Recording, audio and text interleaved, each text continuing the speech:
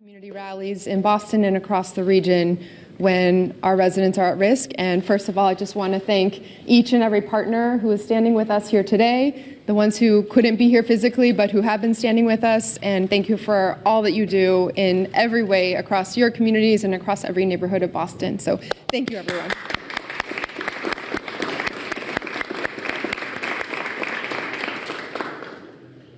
As you can tell, I am joined here today by a wide-ranging group of elected officials, community partners, civic leaders, and so many who are fighting every day to make sure that our residents and our constituents have what they need.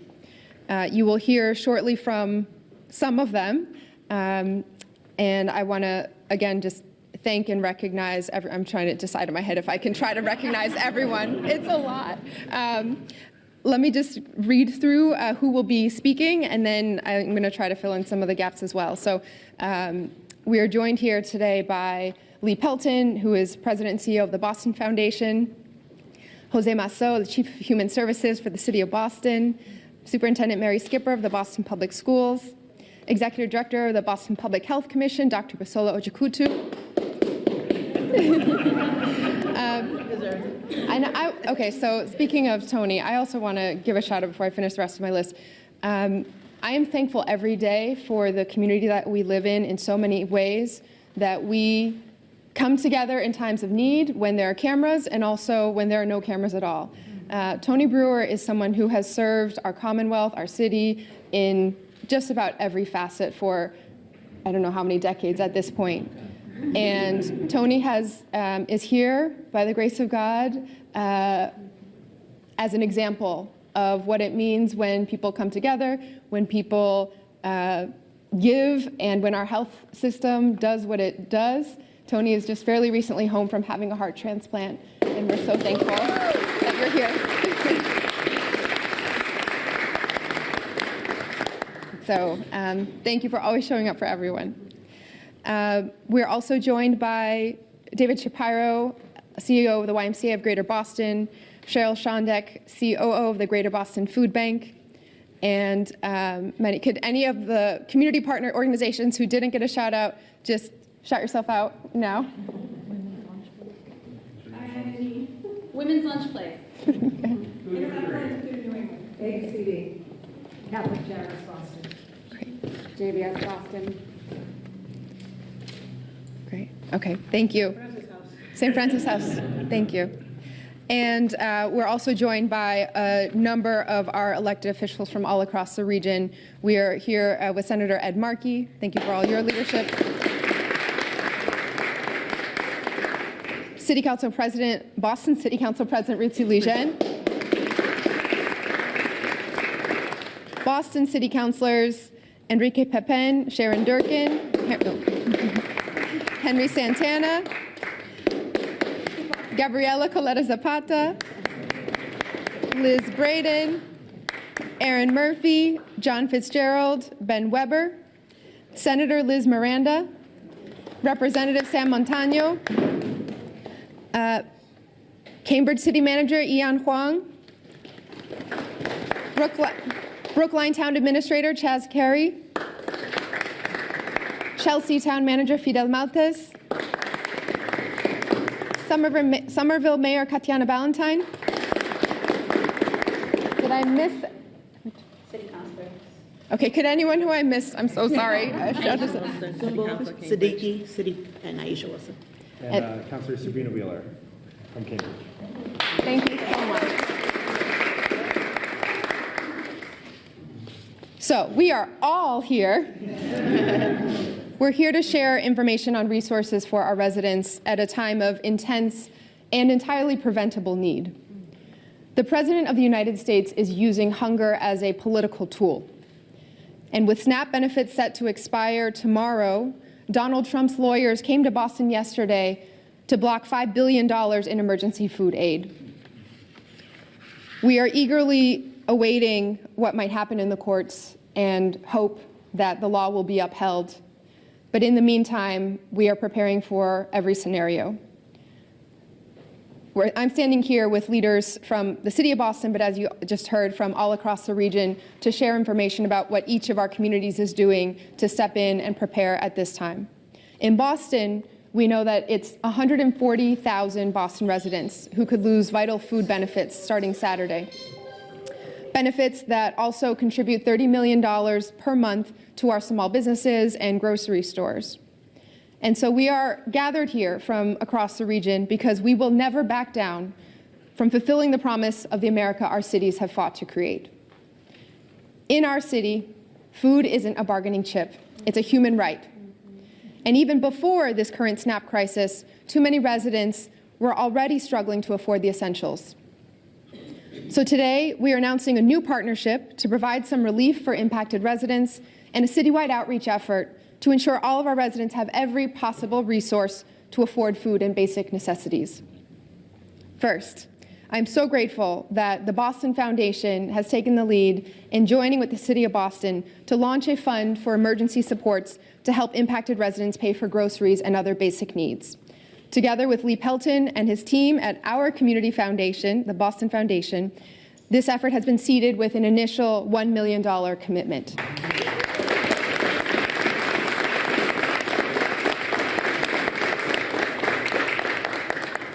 And we invite our partners from across the city to join with us.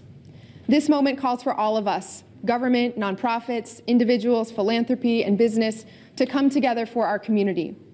We know we can't close the entire gap, but we will do everything in our power to get support to folks who need it. The majority of Boston SNAP recipients are seniors, people with disabilities, and families with children. So we'll be partnering with organizations who know these communities best, like Age Strong, the Boston Housing Authority, our Disabilities Commission, Boston Public Schools, the YMCA, and others. Secondly, because we know that food is just one of the items in the household budget that can make it difficult for ends to meet, we're getting all hands on deck to ensure that our residents have information on how they can access every possible support. We'll be connecting residents to food resources at our 16 remaining Medicare open enrollment events throughout the city. Boston Public Schools and the Boston Housing Authority will be sharing information through their automated text and phone call systems. Our small business liaisons are flyering grocery stores and convenience stores. Our city neighborhood liaisons are holding 22 coffee hours across the city at 5 p.m. on Monday for more information for residents in person. And we've trained our 311 staff to share resources on all the ways residents can be eligible for supports: housing, utility bills, food, and more. We're also partnering with all of the groups in this room and beyond to make sure that impacted residents are connected to the support they need. So thank you to ABCD, the Immigrant Family Services Institute, IFSI, Catholic Charities, Women's Lunch Place, the Greater Boston Food Bank, MAPC, the Metropolitan Area Planning Council, Project Bread, and more for answering the call. St. Francis House, I forgot the others already, and more for answering the call. Thank you also to Governor Healy and the United Way for mobilizing resources across the Commonwealth. If you need assistance with groceries or paying bills, or if you're looking to donate, please visit boston.gov/SNAP or dial 311 to get connected. Please remember, if you have any SNAP funds left over from this month, you can still use your EBT card. If you have a balance of at least 1 cent on your card, your HIP benefits are still available to lower the cost of fruits and veggies. And BPS students and families can still get free breakfast and lunch through BPS Eats. We're here today as part of the legacy of leaders in our region stepping up in times of difficulty and stepping up no matter who we have to step up against. From the Black leaders who set up some of the world's first mutual aid networks right here in Boston in the 18th century, to our incredible partners on the ground doing the work in our communities today. From residents checking on their neighbors during the pandemic, to faith groups delivering groceries through nor'easters, we have always been a city that supported each other when times get hard. In Boston, everybody eats. So while the federal administration walks away from their responsibilities, we are stepping in. Not because it's easy, but because Boston is a home for everyone. And that means we take care of everyone. Okay, otra vez en español, and then I'm going to pass it on. Buenos días. El presidente de los Estados Unidos está usando el hambre como herramienta política. A partir de mañana, 140,000 residentes de Boston podrían perder sus beneficios de SNAP, beneficios que representan $30 millones para nuestros pequeños negocios y supermercados también. En nuestra ciudad, la comida no es una ficha de negociación, es un derecho humano. Y aún antes de esta crisis de SNAP, ya sabíamos que demasiados de nuestros residentes de Boston estaban luchando por pagar lo esencial. Por eso, hoy anunció que la ciudad de Boston y el Boston Foundation estamos lanzando un fondo para ayudar a los residentes a pagar por alimentos y otras necesidades básicas. Junto con el señor Lee Pelton y su equipo en nuestra fundación comunitaria, hemos puesto un compromiso inicial de $1 millón para comenzar este esfuerzo. Y estamos invitando a nuestros socios a unirse para hacer que este fondo crezca. Este momento nos llama a todos, del gobierno, organizaciones sin fines de lucro, individuos con recursos, filantropía y negocios, a unirnos por nuestra comunidad. Si necesitas ayuda para comprar comida o pagar tus cuentas, o si quieres donar, visita boston.gov/SNAP o marca a 311 para recibir asistencia. Y recuerda, si todavía tienes fondos de SNAP este mes, puedes seguir usando tu tarjeta. Si tienes al menos un centavo en tu tarjeta, tus beneficios de HIP siguen disponibles para reducir el costo de frutas y verduras.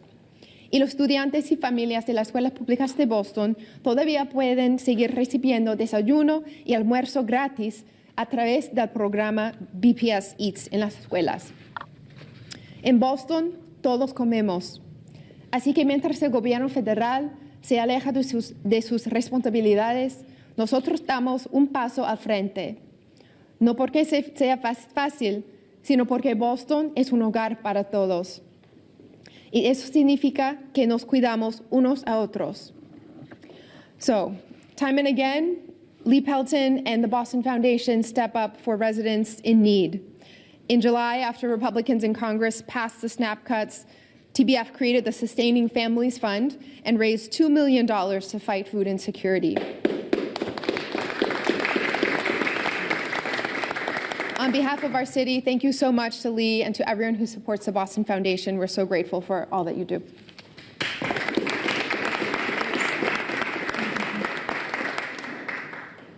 And if everyone could just kick it to the next person listed on this list, then I won't have to come up more.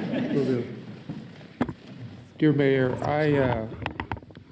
if you would allow me, the Boston Foundation could buy you a new lectern here. So there you go.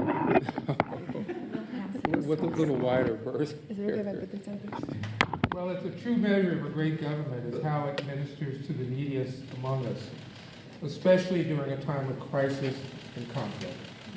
So the many citizens of this great city, thank you, Mayor Wu, for your courageous, but bold leadership.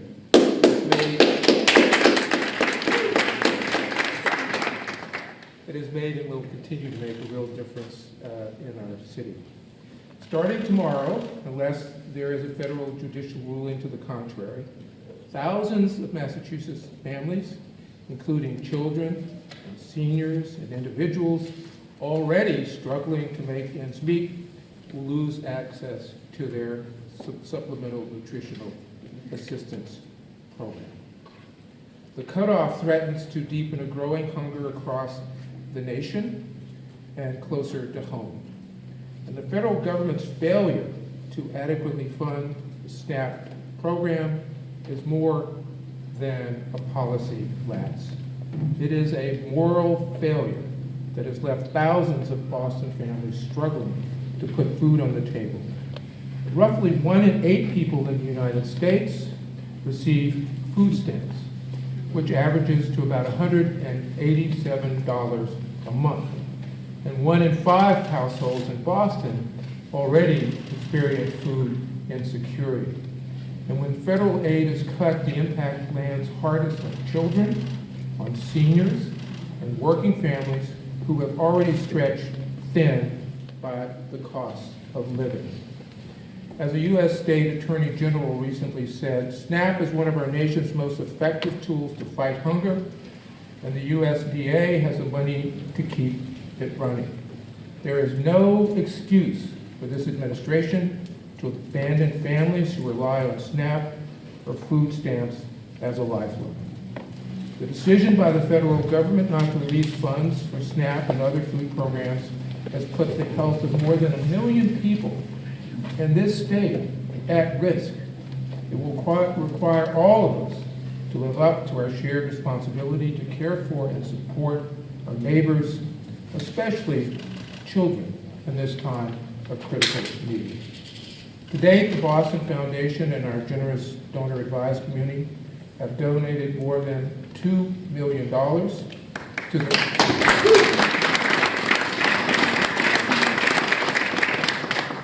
the Greater Boston Food Bank, food pantries, and other food distribution organizations to alleviate hunger and anxiety in Greater Boston. And I'm happy to announce we sent out another appeal yesterday, and overnight we received another $750,000.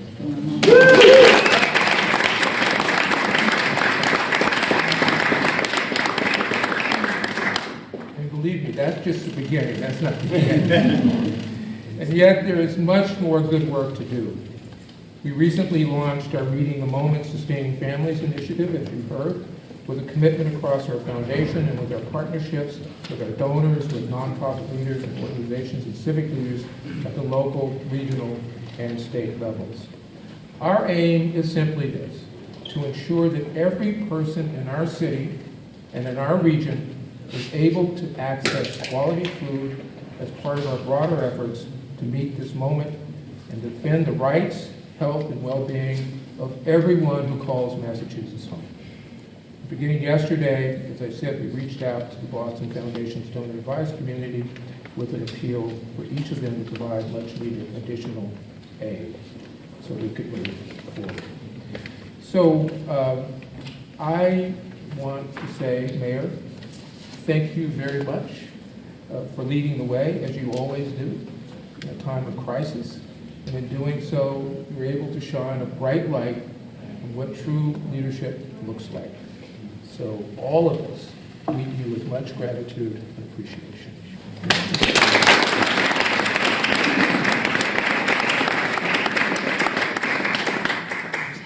All right, it's Jose. Where are you? Sorry, Jose. There you go. See you.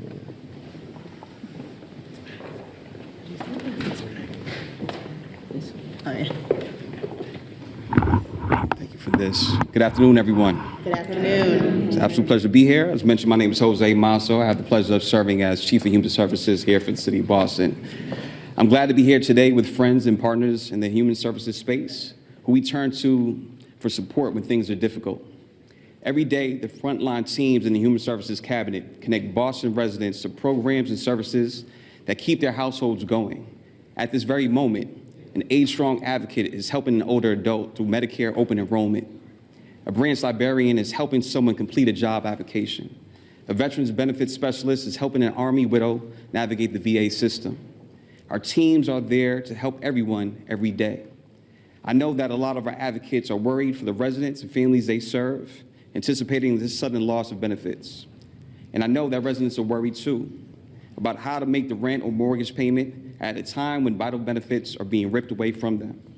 I hope that this show of support today and in the days to come will help families feel less alone, that it will remind them that in Boston, we are a community that steps up to support each other during hard times. Just the other day, I had an opportunity to read to a first grade class at Up Academy, Holland School in Dorchester. While reading, a student interrupted me to ask if I was paid to do my job. If so, how much did I make? Was it $1 billion? Am I rich? Because according to him, I look rich. And at that time, I reflected on when I was roughly the same age and asked my father a similar question. My father's response took me by surprise when he informed me that we were, in fact, rich, but it had nothing to do with our financial status. He explained that we were rich because we had a home that kept us safe and warm, a comfortable bed to sleep in at night, clothes on our back, shoes on our feet, family and friends who loved and cared about us, and food available at our disposal. He explained at that time what I wish I was able to tell the student in a similar definition, but our current reality and what many of our children and families are facing made me have to modify my definition. I was only able to share what I was able to see, that they had clothes on their back that kept them warm, and because they were in a Boston Public School classroom, they had adults in their lives who care for them and believe in them. The challenges we face are massive, and our efforts can often feel incomplete. Yet I'm confident with our partnerships, we can work together to make sure that folks can get through another day. David Shapiro at the YMCA, Sharon at ABCD Boston, Kelly at Catholic Charities, Eliza Wassman at Office of Food Justice, and so many others who are behind us and in front of us as well. We know we can always count on you and your teams to roll up our sleeves when we need you the most. Our teams throughout the city of Boston are committed to supporting residents through this challenging time. And we will continue to collaborate with our partners in this room to meet residents where they are. So the next time I'm able to read to a room of first graders and that question possibly gets asked, I can confidently answer that we are all rich. Thank you so much for your commitment and for keeping up the fight. Thank you all.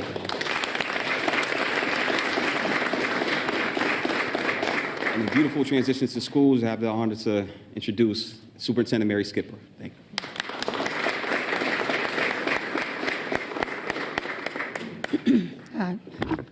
Good morning, everyone. I just want to be clear that we have 70% of our families in the BPS who are touched by state aid, with a large amount through SNAP and Medicaid.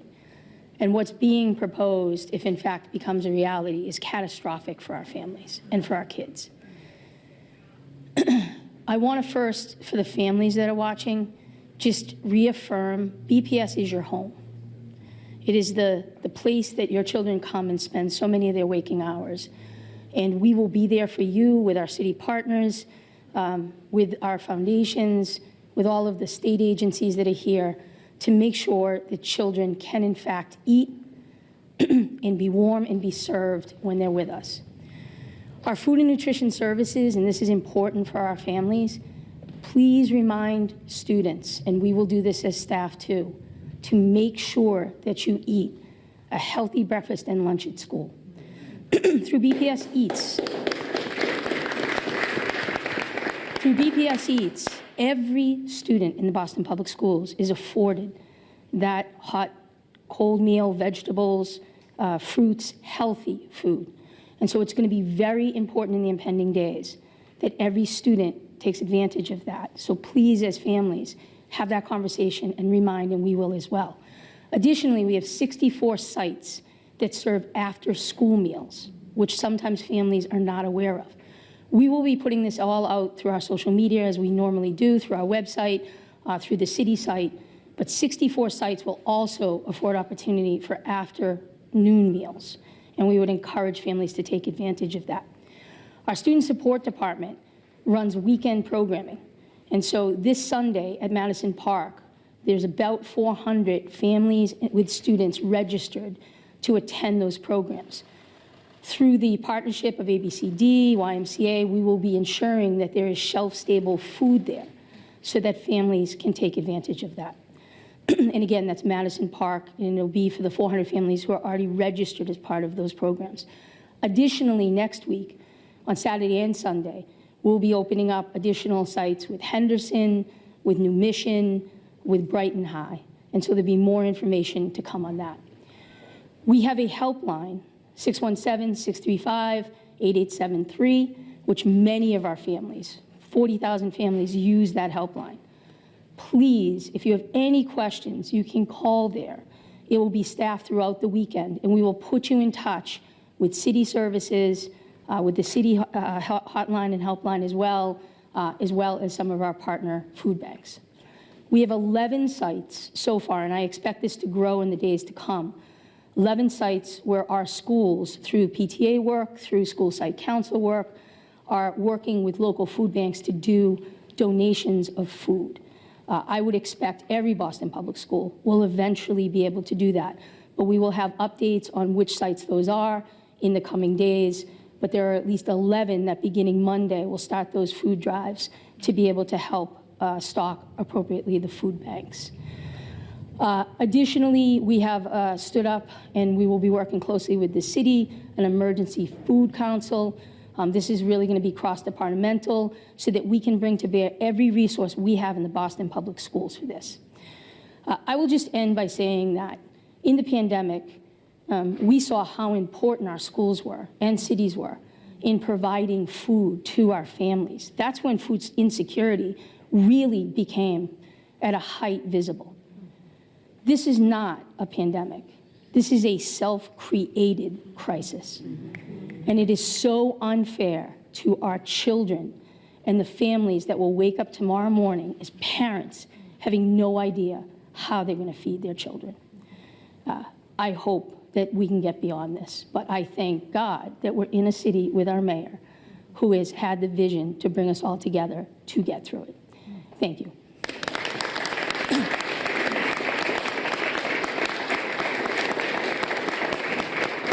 It's my pleasure to introduce our Executive Director of BPHC, Dr. Bisola Ajikutu.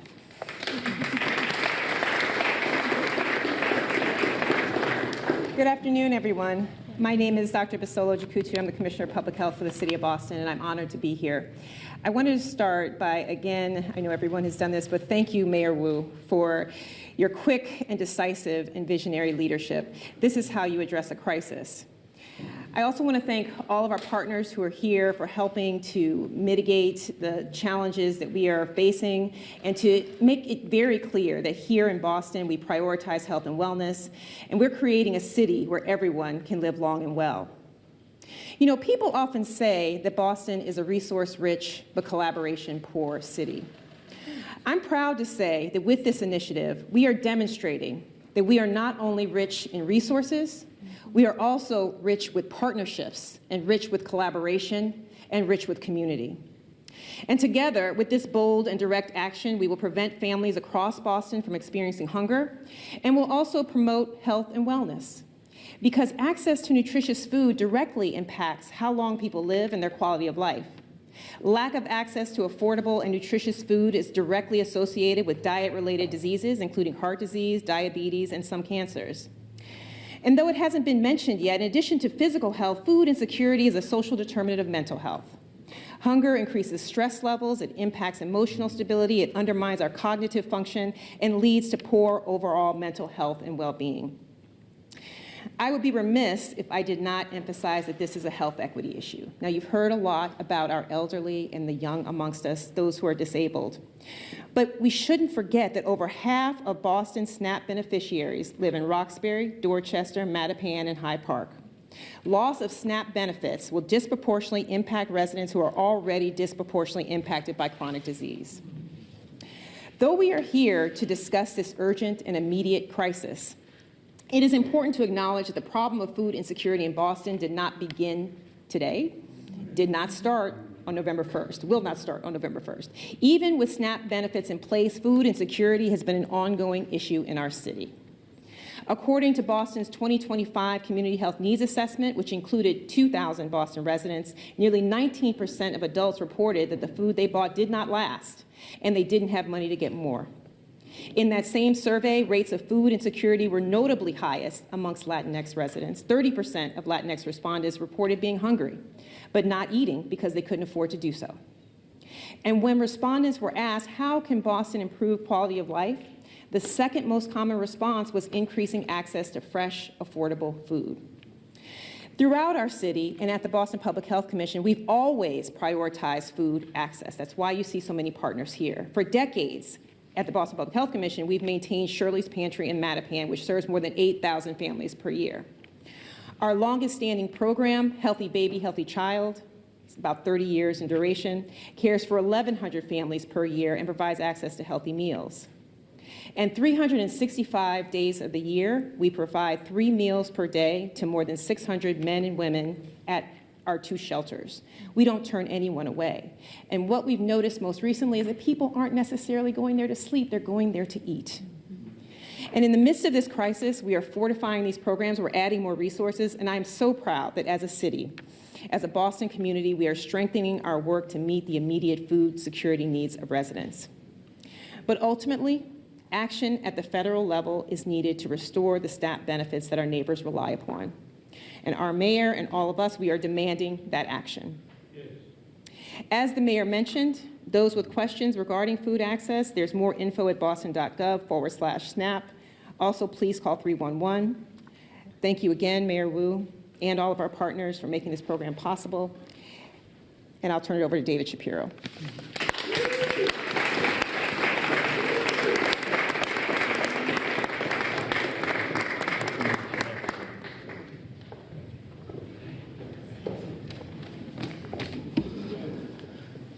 Well, good afternoon. It's a privilege to be up here, and I'll try to be quick because so much has already been said. Unbelievably grateful to our city leadership, to our mayor, to our city council.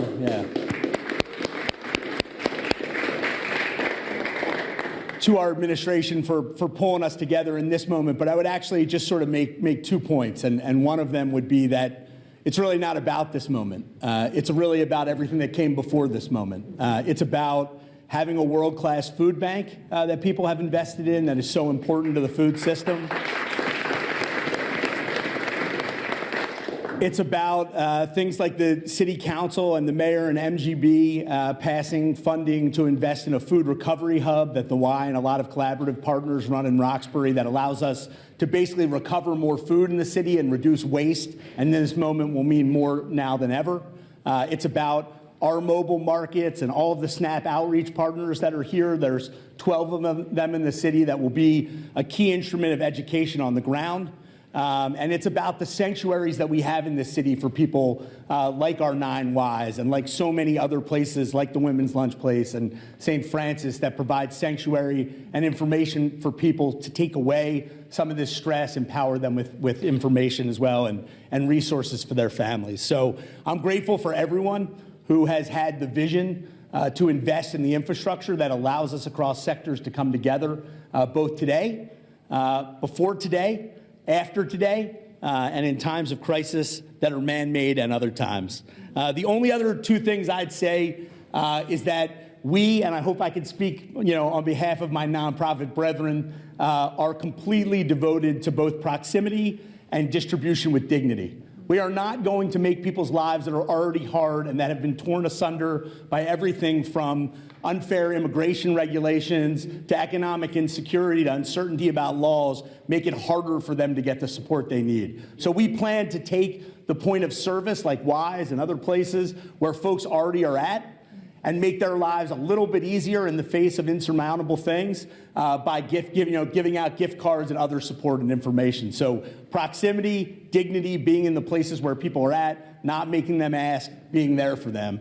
And then finally, I would just say, and I think it is exemplified by what the Boston Foundation is doing and what's happened overnight, is that we are getting just as many calls at the Y from people who need help as people who want to help. And if that doesn't tell you everything you need to know about a city that I know you talk about so brilliantly and eloquently, but a city that we all love, that's a city for all of us, I don't know what else does. And so we've created kind of 2 places on the Y website, want to help, need help, and some of those people, a lot of those people are the same people. We're all just neighbors. So incredibly grateful. I would invite up Cheryl Shondek, COO of the Greater Boston Food Bank. Thanks so much. Thank you, David. Thank you, David, and thank you, everyone, and thank you, Mayor, for calling us all together today, because we know that it is going to be a challenging month ahead for our neighbors, our retailers, our community organizations. But you've heard this already. Food insecurity was already a crisis before the government shut down. According to our most recent data, a food access study that we just conducted, we know that in the city of Boston, 1 in 3 residents is food insecure.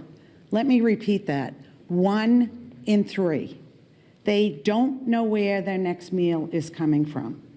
The same study found that 80% of people on SNAP in Massachusetts are visiting a food pantry because the SNAP benefits don't meet their needs. The Greater Boston Food Bank has over 600 partner agencies in 190 cities and towns, and many are here with us today. 100 of which are right here in the city of Boston. And they are telling us, which is what you've already heard, that the lines are double, are triple. More and more people are going to food pantries in anticipation of losing their benefits tomorrow. Unacceptable. Many of those clients are coming to a food pantry for the first time. There is no way that our collaborative, charitable food network will be able to meet this gap. So we all need to do something, and that's why you're here today, listening and learning about what we are doing as a team. Here's how you can help. Volunteer, host a food drive, donate funds to your local pantry, to the Greater Boston Food Bank, or to someone who needs support. We know that philanthropy alone, and another shout out to the Boston Foundation, cannot solve hunger, but together we can make a positive impact in those that will wake up tomorrow and lose their SNAP benefits. If you know someone, or you are experiencing food insecurity, or you need help, please go to our website, www.gbfb.org/needfood. A lot of what you've heard today, expanded distributions, expanded hours, more direct deliveries of fresh produce, are going out to many of our partners, especially those in the city of Boston. We are extremely grateful to Mayor Wu and the city's support every day, but especially today in this time of uncertainty. We heard you so eloquently say, and we agree, that food is a basic human right.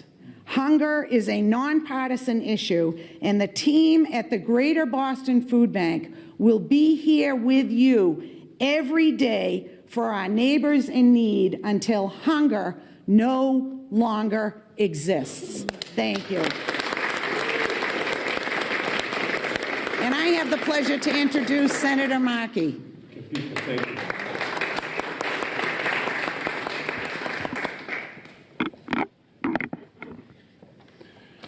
Thank you so much. Thank you, Mayor Wu, for gathering us here today. Thank you for your leadership in spearheading this movement to deal with this emergency.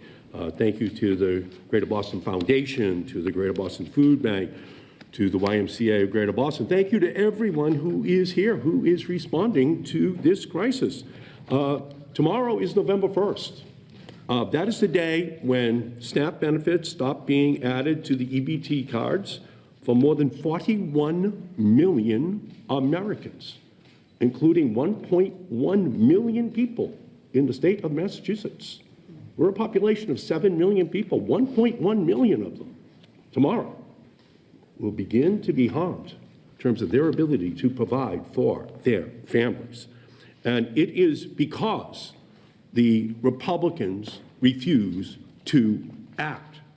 I am angry that the Republican House members continue to be on vacation for the last 5 weeks and not come back to Washington to solve this problem.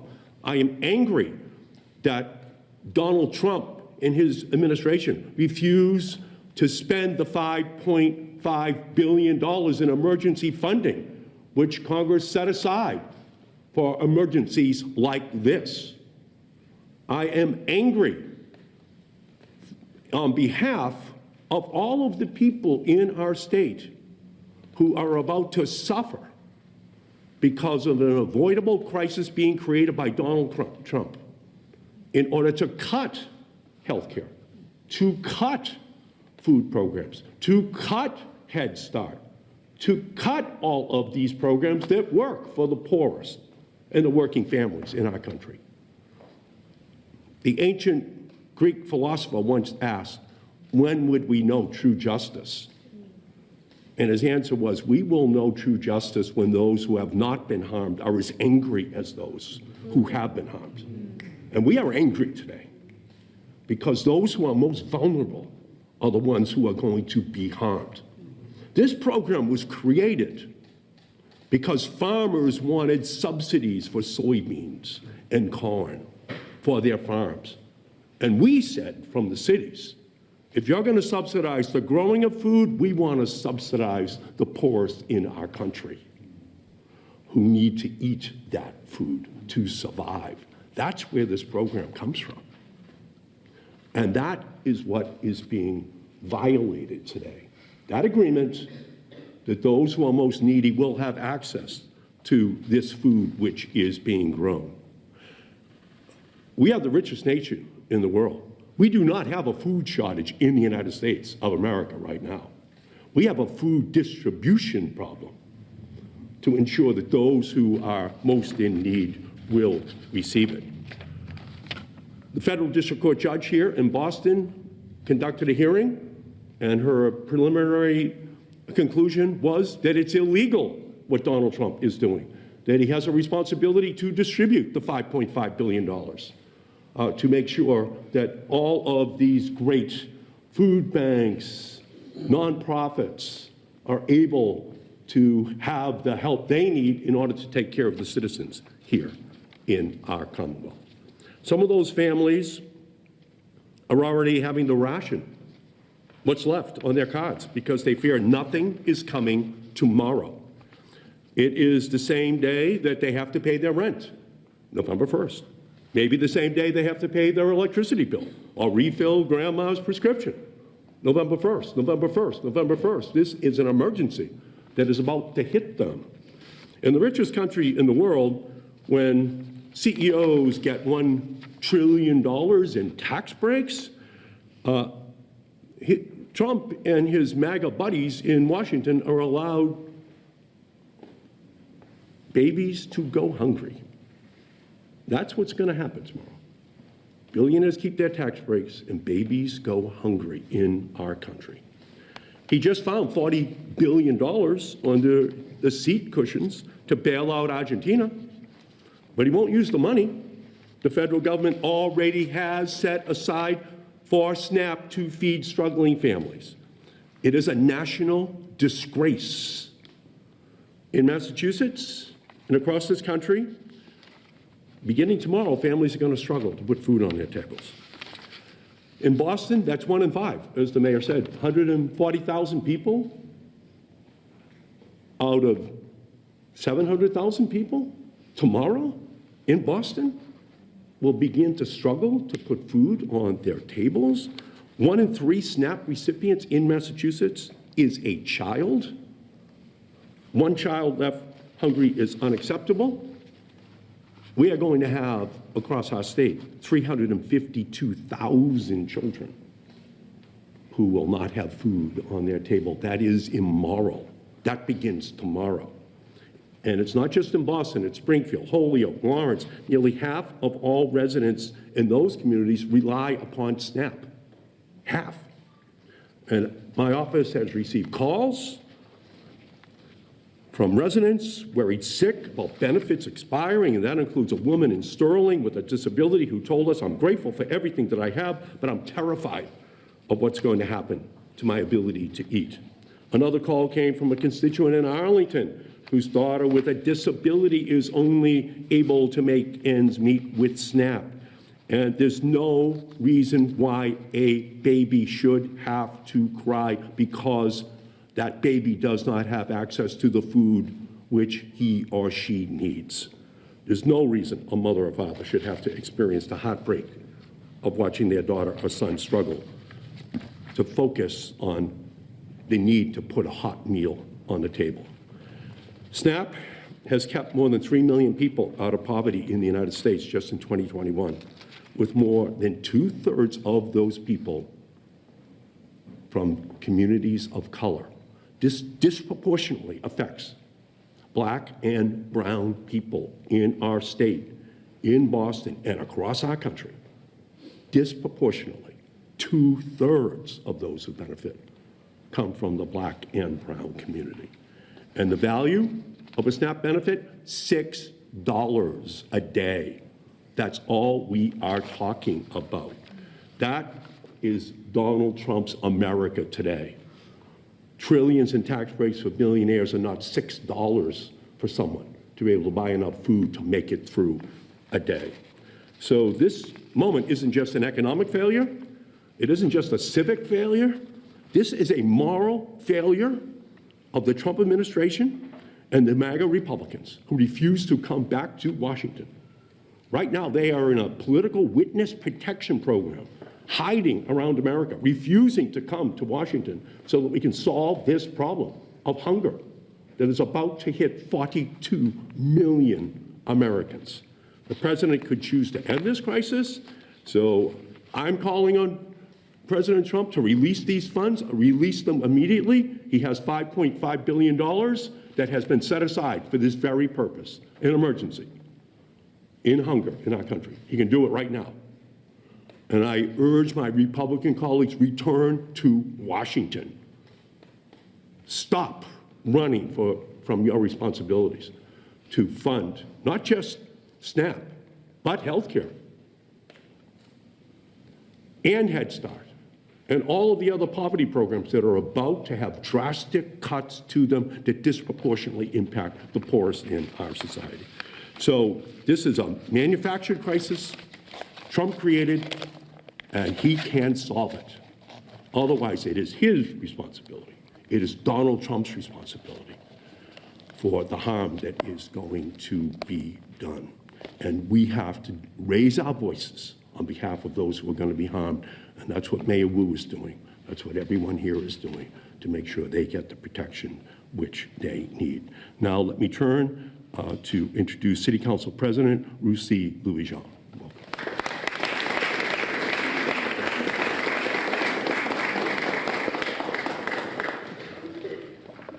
Thank you, everyone. Good afternoon. It's good to be with everyone. Thank you, Mayor Wu, for this clarion call. It is Halloween. We should be getting ready for trick-or-treaters, but instead, we have an American president who is trying to trick us into believing that we can't care for the neediest among us. Never before has a president allowed this to happen. This is unprecedented.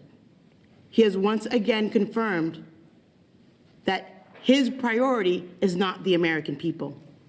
He believes that those who have should have more, and those who are struggling should struggle more.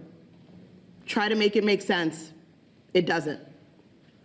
This decision, as everyone has said before, deepens inequality and pushes hardworking families to the brink.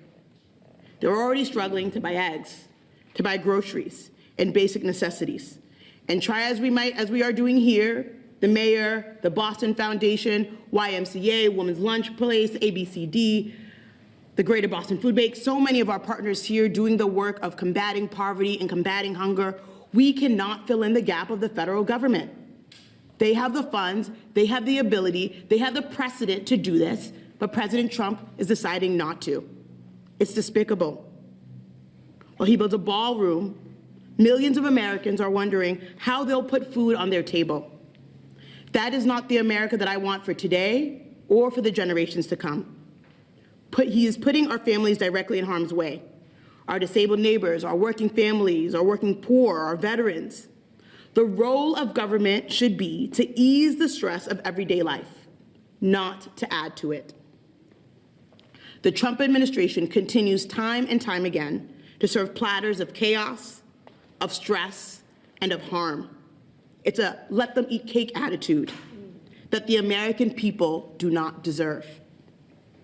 During the pandemic, and I saw her here earlier, State Senator Miranda, before I was an elected official, she posted about food distribution happening in Dorchester at the Guildworks.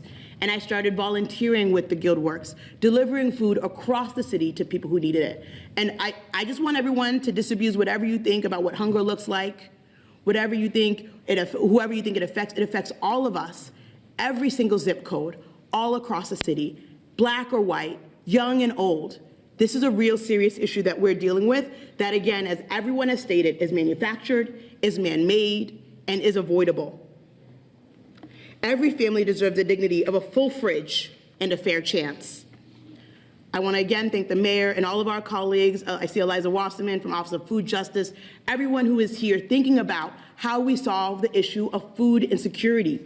It has also been said that we are in a city and in a country of abundance, yet we operate off of a scarcity, zero-sum mindset. It is a false choice that we have to reject, and we have to reject this trick that the president is trying to play on us right now. We can care for everyone. We can fill in this SNAP gap even during a federal shutdown because it has happened before. I want to thank my colleagues who have stood firm in condemning these actions. Councilor Kala Zapata, Councilor Durkin, myself introduced a resolution this week condemning these actions, voted on and passed unanimously by my colleagues who are here in this room, as we stand committed and firm in addressing the issues of food insecurity. To address the growing food insecurity caused by these cuts, we are going to have to dig deeper into our reservoir of compassion, into our bank accounts, into our city resources to make sure that we're caring for everyone. Also on the City Council, we're exploring what we can do to support our nonprofit grocers like Dorchester Food Co-op, thinking about what other models exist, cities directly supporting supermarkets through city-owned grocery stores. This is the work that we were doing prior to the shutdown, that we're gonna have to be even more serious, put 10 toes down, making sure that our residents from Roxbury to East Boston, from Charlestown to West Roxbury have what they need to succeed. That is the role of government. How are we helping people? Anything short of that is a mockery of what people elected us to do. So I want to thank all of my colleagues who are here on the Boston City Council. I want to thank all of my elected officials, fellow elected officials. I want to thank all of the partners without whom we could not do this work. And I just want to thank everyone. I think it was David who was talking about how people already said, how can I help? And those are often also the people who are in need of help. Often the most compassionate people are those who are in the most need. So thank you for highlighting that. This is an unprecedented, unfortunate situation that we find ourselves, but I believe in Boston, I believe in the city, and I believe in our compassion to address this. I'm gonna echo again what the mayor stated. If anyone who is in need, go to boston.gov/SNAP or call 311. I'm gonna do it a little bit in Creole. Si vous besoin manger ou pas manger ou pas connaître qui côté pour aller, ou aller na site boston.gov/SNAP ou aller 311. Et puis, moun apede ou jouer manger. Merci un pile. Thank you, everyone.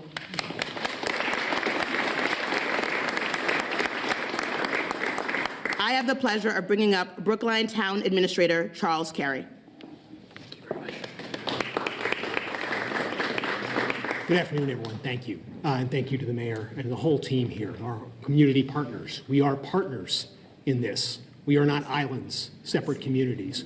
We are part of the greater Massachusetts community, and we stand together against hunger, which knows no race or creed, no political persuasion, no barriers. Hunger is a silent, and it is often for people a source of shame. So we are here to say there is no shame in needing help. There is no shame in asking for help. Do not let hunger be the silent killer that it so often is. Please, all of us here are here to help you. We are here to be a part of your lives and reach out and provide that help, provide that community support wherever necessary, not just with food. We know that SNAP benefits go a long way to making other benefits important. Diapers, childcare, all the other things that cascade out as a result of losing SNAP benefits are critical for us as local communities to maintain for our citizens, for our residents, when all else fails them, when the federal government fails them. And that is what we are here to do. I'm very grateful to the Brookline Community Foundation, to the Friends of the Brookline Public Health, to the Community Fridge Organization. There is a community fridge on Station Street in Brookline, right off the Green Line there. It's called Jennifer Cool Fridge. It's a very cool fridge. I strongly support the teams, the wonderful community teams that have kept that going during the pandemic and after. There are meals available at the high school for those in need. We are a Metco community. We support our underserved residents across communities, and it is critically important that we do so. I want to just add something that I think is really important to focus on towards the end of this. This is the beginning. This is not the beginning of our hunger crisis, as many have said, but it's also not the end of it. If we are fortunate enough to have a judge enjoin the federal government and demand that not only that $5.5 billion, but the other funds available be spent, and ultimately the federal government reopens, we are still facing, thanks to the One Big Beautiful Bill Act, a reduction in benefits for SNAP because of draconian processes that are designed to kick people off of it.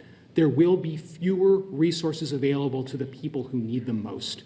And we must not let this crisis be the end of our response to hunger and our response against this draconian view, this idea that says that it is perverse. It's perverse, but it is a distinct ideology.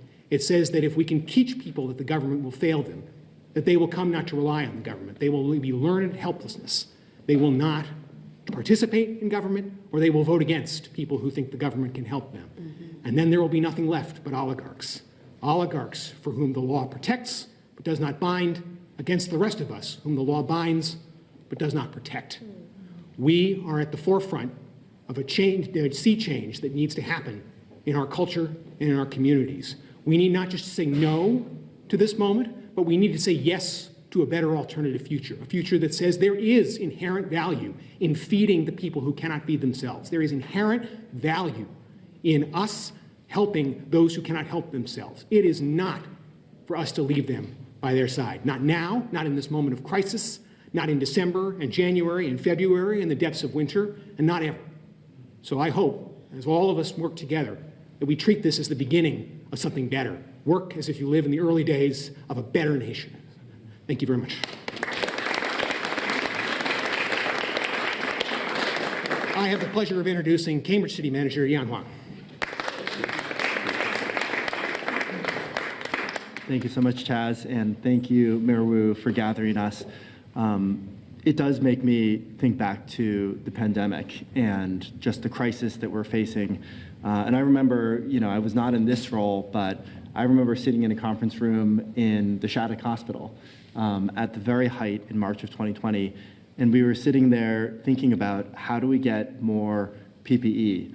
How do we get nurses and support them and staff the hospital? How do we put in place infection control protocols? And as we got through that initial phase, it became a collaboration across in Boston and Cambridge and all of our communities, the whole community coming together. And yet in this crisis, we are not going to have the support of the federal government. We are not going to have the same resources. And that's the challenge that we face. It is, I think, some of the most depressing meetings I've been in the last couple of weeks as we look forward. And yet this room fills me with so much hope that we are coming together and there is a strength in our community. I'm so grateful for the Cambridge City Council. I have counselors here with me, Councilor Sumbul Siddiqui, Councilor Jeevan Sabrina Wheeler, and Councilor Aisha Wilson, and their commitment, their passion, and their support to take action in this moment is incredible, and we are moving forward with planning for how we can respond. I think that's the question before us. How do we respond as local leaders? And thank you, Mayor Wu, for bringing us together to shine a light on what is happening in government closest to the people. And I'm so grateful for the Cambridge Community Foundation. Gita Pradhan is our president of the Cambridge Community Foundation, and Christina Turner, who is the vice president of programs at Grammy. Could you just stand up? Because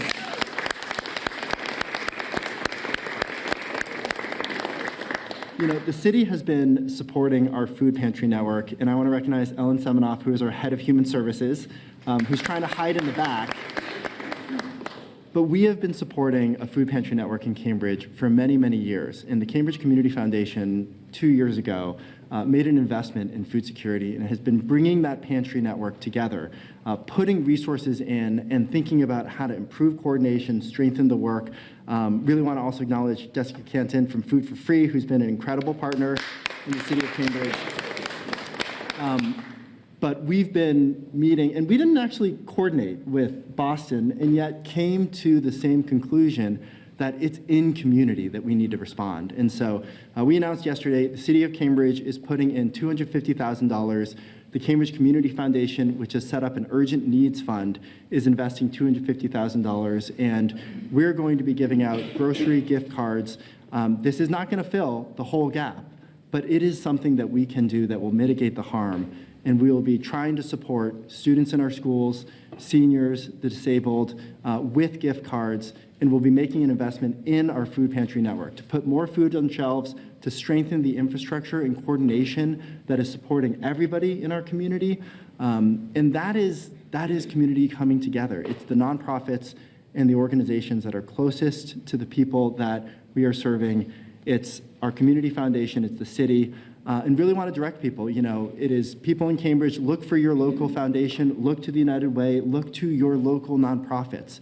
And we will need that help because we don't have the resources simply at the city level to fill in for what is happening in the federal government. And I think a final thought is, this is not the end by a long shot. When I look out at some of the challenges that we're facing, it isn't just SNAP, it's also funding that is coming from the federal government to serve the unhoused people in our city. It's programs that are going to support small businesses.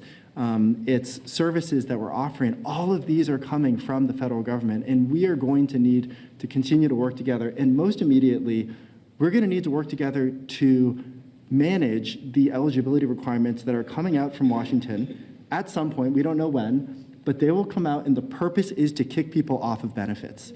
And it will take all of us to ensure that people who are eligible and in need stay on those benefits.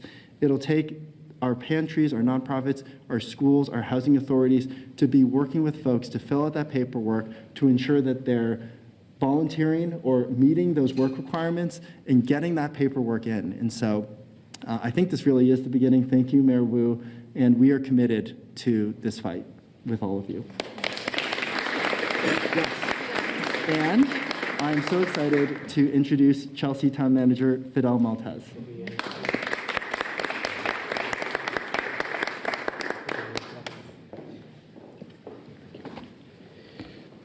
Thank you, Mayor Wu, for the opportunity to shine some light on Chelsea today and allow me to speak. And thank you for your amazing leadership.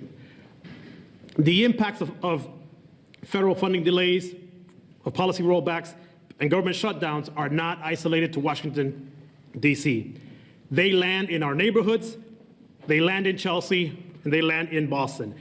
And our local governments and the residents we serve will feel it first.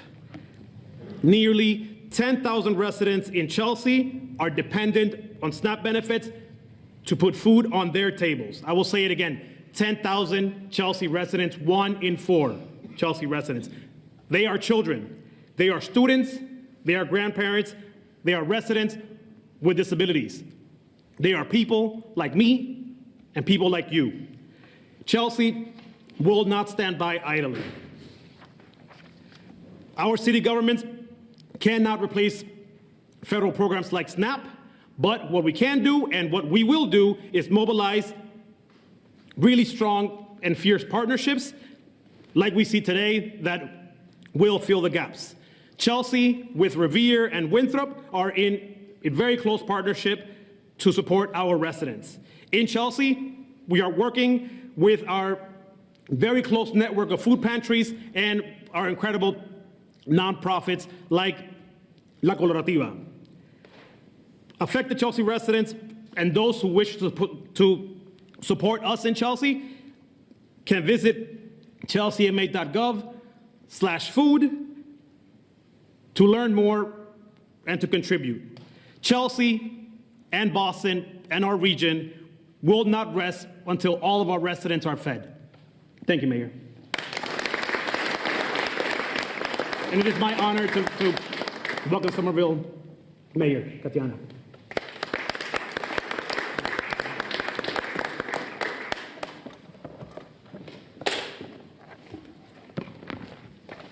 So good morning, everyone. It's my honor to join you here. Mayor Wu, thank you. My colleagues, my fellow electeds, our communities, we are interconnected. Our residents don't necessarily know boundaries. Yes, we go into Chelsea, we go into Boston, Medford, Brookline, Cambridge.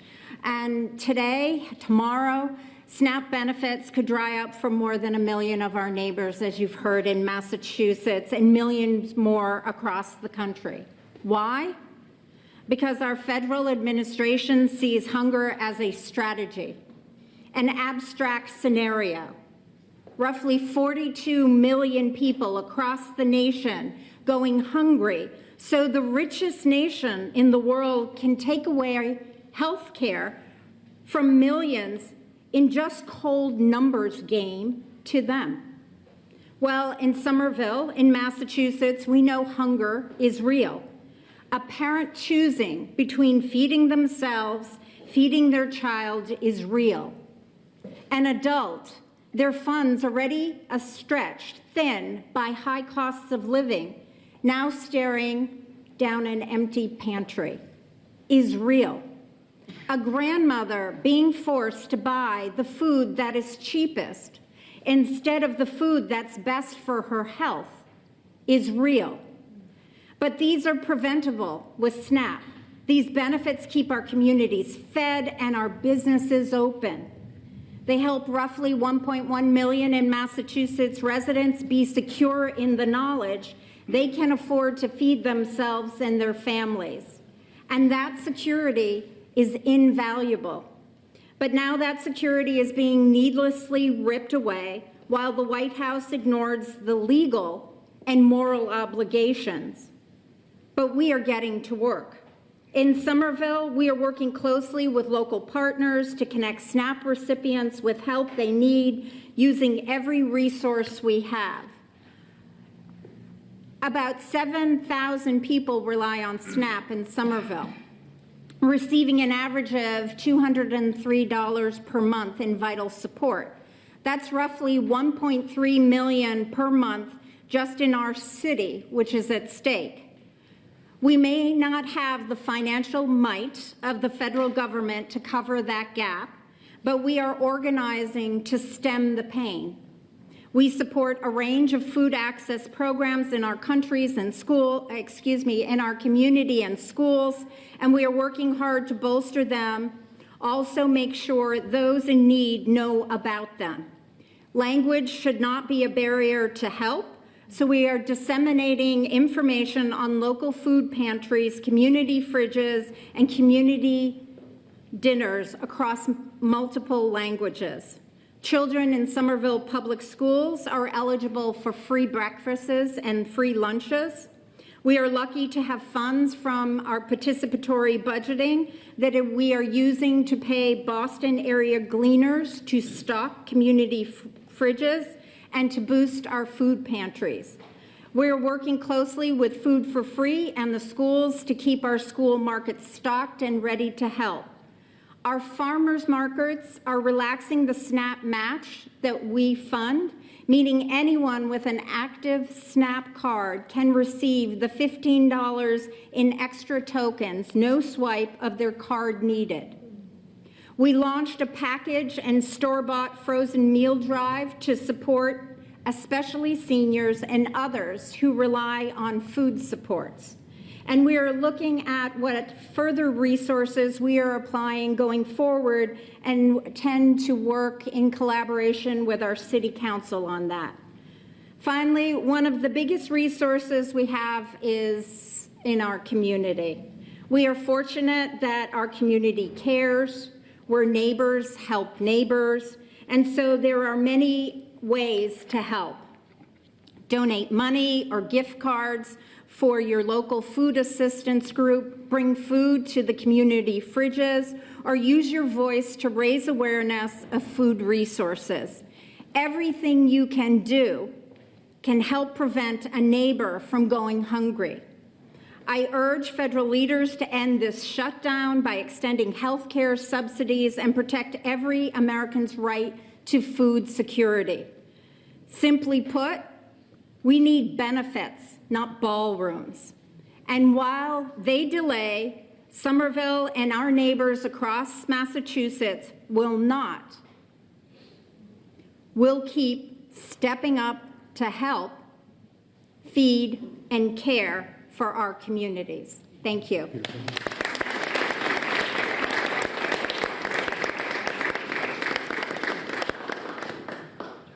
Thank you, everyone. I know we've been here for a little bit. I want to make sure I didn't miss any other community that's represented here. Okay.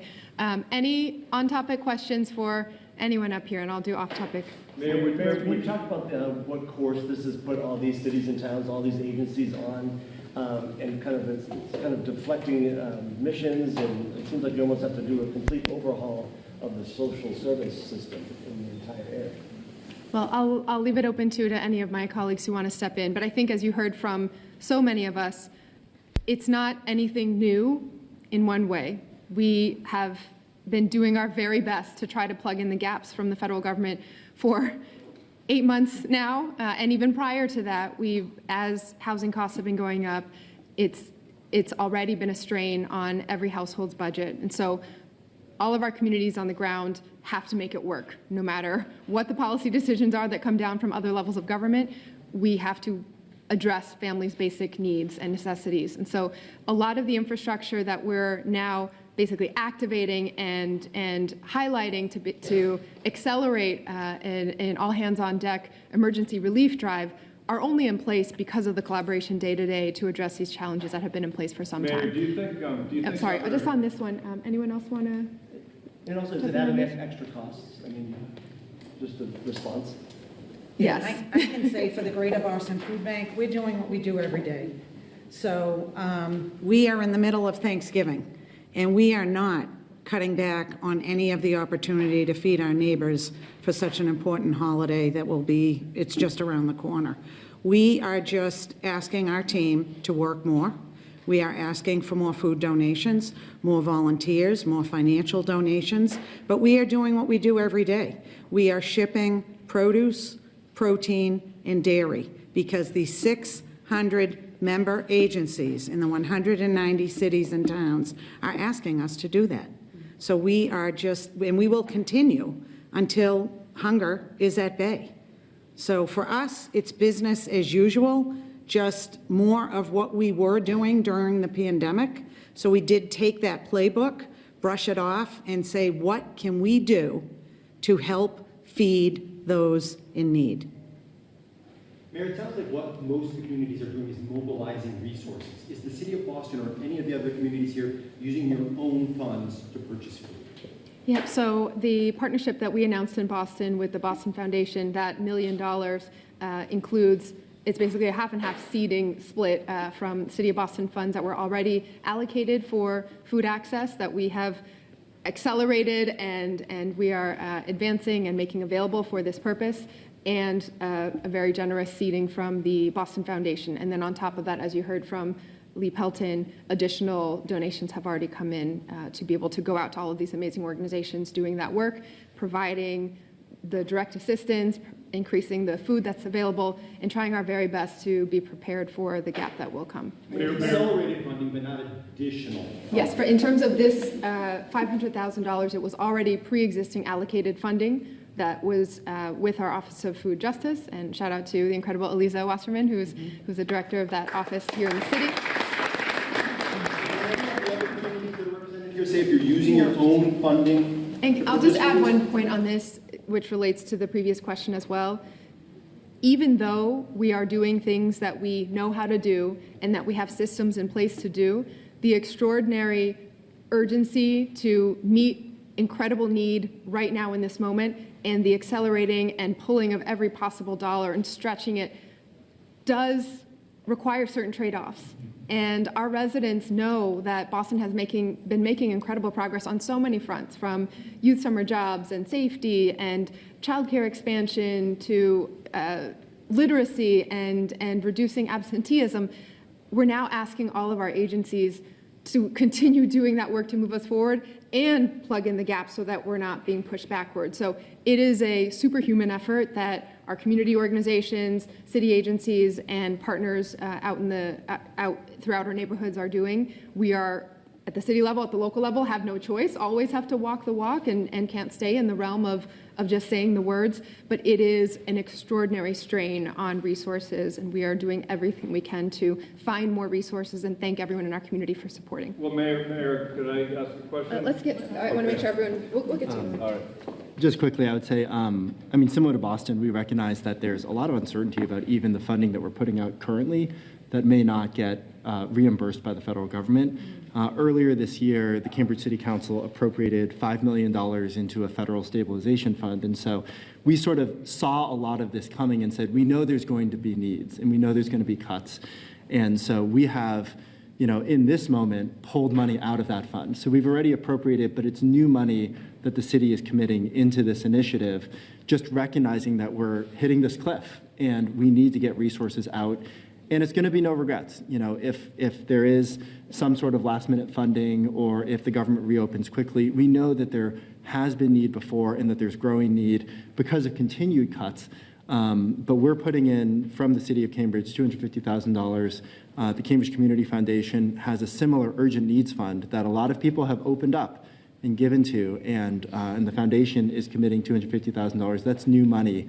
But I would just say, I think one of the things that I've seen as we have conversations across Metro mayors, not every city has those resources. And so some of our larger communities, if you think about Cambridge, Boston, I know Worcester announced something very similar. They're putting in $250,000 of city funding, but not all of our communities, and communities that have just as much, if more need, don't have those kinds of resources available. And so I think that is why the work that the United Way is doing and any help that can come from the state is so important, because otherwise we're going to see these pockets where some cities can respond at the local level and other cities can't.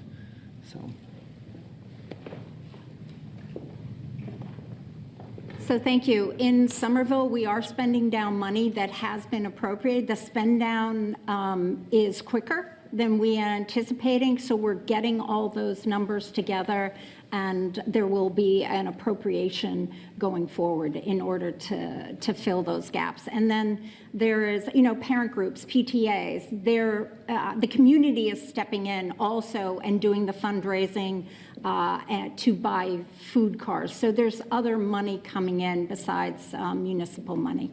Thank you. Mayor, the state has more money than the cities do. Would you suggest that the governor tap the rainy day fund? So far, she's declined to do that.